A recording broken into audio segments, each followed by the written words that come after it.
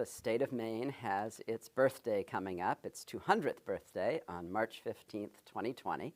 And this is really a great opportunity for us to think a little bit more about the long history of the state and what we share in this common experience of a long period of Maine statehood. Maine had a long relationship with the colony of Massachusetts. Starting in the 1650s, they were connected to one another, not geographically, but politically and administratively. And that long relationship began to be seriously questioned starting in the 1780s. So right after the American Revolution, some prominent politicians, particularly in the Portland area, began to say, hey, maybe it would make sense if Maine were separate from Massachusetts.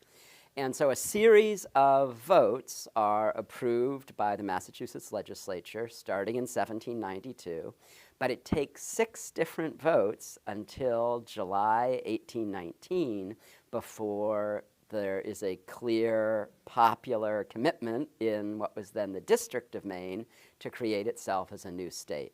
So it's a long period, it takes decades, and I think this is kind of confusing to people because from our point of view today, particularly those of us who live in Maine, we're familiar with the idea of some animosity toward people from that distant part of Massachusetts, and it seems natural and obvious to us that Maine would become a state.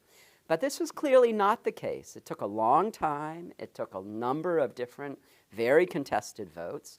And so I think the best way to think about the Maine statehood process, if we want to understand it from the point of view of people at the time, is to make a parallel to Brexit today. Right? Brexit is controversial. It's unclear what its implications will be.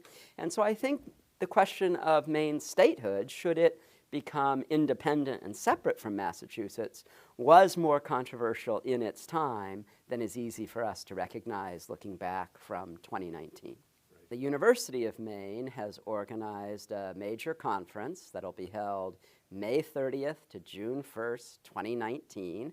That'll be on our campus in Orono. It's entirely open to the public.